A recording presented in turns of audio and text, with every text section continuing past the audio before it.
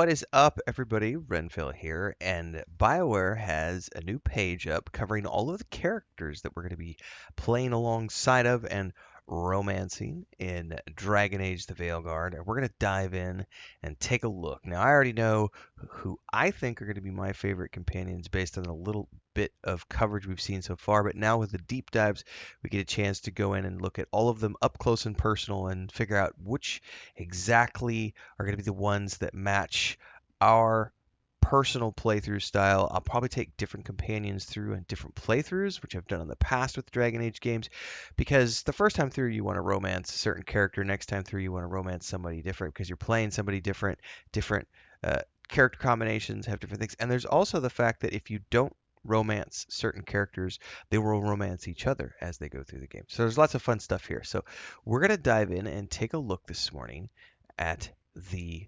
characters, the companions of Dragon Age the Veilguard.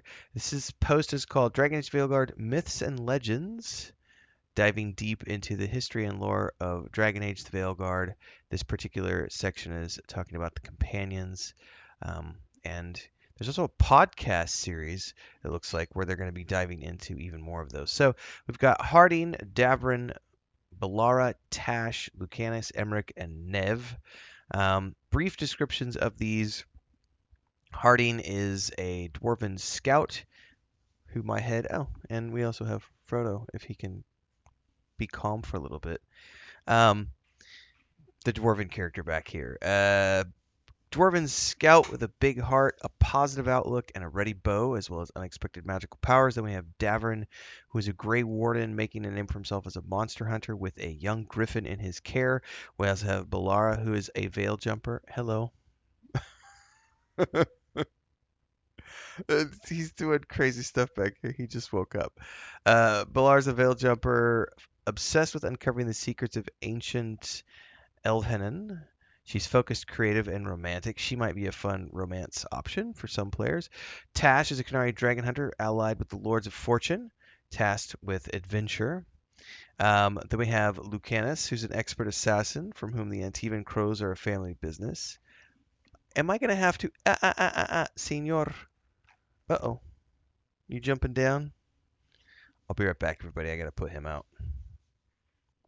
All right, let's see. Lucanus. That was the one we left off on. Then we have Emmerich, a necromancer of Nora's Morn Watch, a well-meaning scholar, coming complete with a skeletal assistant called Manfred. Then we have Nev, who is a cynic fighting for a better future, both as a private detective and a member of Tevinter's rebellious Shadow Dragons. By the way, I'm totally romancing Nev my first playthrough because she sounds awesome and is hot as hell. Let's dive into more details on each one of these. Lace Harding is from the Inquisition.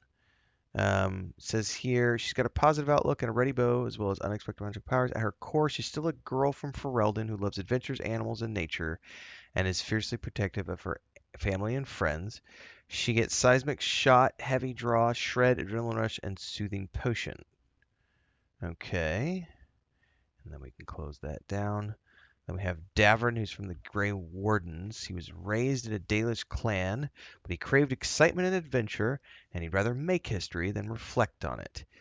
He cares for Asan, a young griffin. He's got battle cry, death from above, heroic strike, sand strike, in war, victory. Says he's fiercely loyal, brings down his enemies hard with a combination of mighty attacks, teamed with his griffin to keep their companions out of danger. So we're going to get his griffin pet while we're playing. That's cool. Belara Lutare. She's got a strong sense of self, a clear idea of who she is and what she wants, and will push herself to her limits to find the answers she seeks. Fade Bolt, enfeebling shot, replenish, time slow, galvanize tear. She manipulates the fade and uses electricity and control magic to support her companions and diminish the power of her foes. Tash, whose interests include sparkling treasure and hitting things with an axe. Tash is also deeply knowledgeable about many topics. She's got Fire Breath, Dragon's Roar, Dragonfire Strike, Spitfire, Fortune's Favor. She's blunt and straightforward. She's a mighty warrior, wielding dual axes and breathing flames to ignite enemies with draconic fury. That sounds kind of cool, not gonna lie. Then we've got Lucanus, who says here Focus is usually on his work. He specializes in creating and executing powerful magics. I need to reread that. He specializes in executing powerful mages and has earned himself the title Demon of Varantium. Eviscerate, Abominate, Soothing Potion, Debilitate, Adrenaline Rush. His stylishly deals necrotic damage in battle with his dual daggers while supporting his companions with potions and buffs. Interesting. Emric from the Morn Watch. He's serious about his duty to protect innocents from the occult, as he is about his studies and his interest in the mysteries of the Fade. Final rites replenish entangling spell into the bell tolls. Time slow. He summons spirits of the dead to entangle and hinder his enemies and heal his companions. And Nev. Oh, Nev. Swoon. Born and raised in a working class neighborhood of Minranthus, she does not believe in the superiority of mages. That's really cool. Icebreaker, Blizzard, Glacial Pace, Time Slow, Replenish. She freezes and slows enemies, stopping them in their tracks. Sounds pretty awesome to me. Definitely going to be looking forward to playing with all of these. It looks like they've got more information on their page too. They've got some. Looks like we can't click on these yet, but Ravane, a country surrounded by glistening waters where the Chantry has little sway. The Lord's Fortune called Ravane home. We've got the Arlathan Forest, once an ancient elven city, now overgrown ruins riddled with magic. The Veil Jumpers work to uncover its secrets. Then we have Menrathis, which is the capital of the Tevinter Imperium, one of Thedas' most ancient cities, with a stark gap between rich and poor, and then more information on locations coming soon.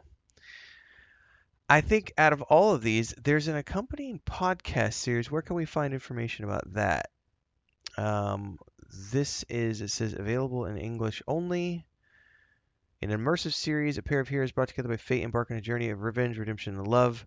Oh, is this an in-character podcast? Okay, episode 1, Once a Thief. Nadia Corcusa, a reformed thief, returns to her criminal roots after a wedding proposal goes sideways, and her partner Elio, a revered mage in the Tevinter Imperium, gets dragged into a conspiracy with world-shattering consequences. English only. Let's check out the transcript really quick. Um, oh yeah, it's totally an in-character. Oh, that's gonna be a long thing. I probably can't listen to that on air, everybody, because I'll probably get dinged. I'll definitely get dinged for copyright stuff. Um, well, that's really cool. We might have to give that a listen and then give it a review. That's the first episode in Dragon Age Vows and Vengeance.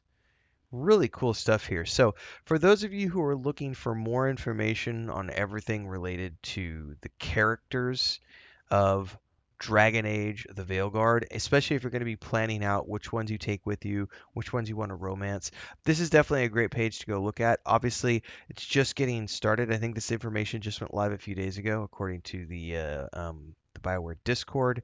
I am really looking forward to playing.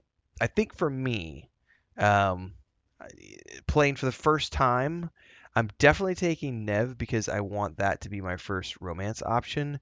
It's probably because here's the thing, I'll probably pay a mage, excuse me, an archer my first time and a mage my second time. So I don't need two mages in my party the first time through. So if I'm playing an archer, what I really need is like a tank who's at the forefront. Um, I might take Davrin. He's a monster hunter.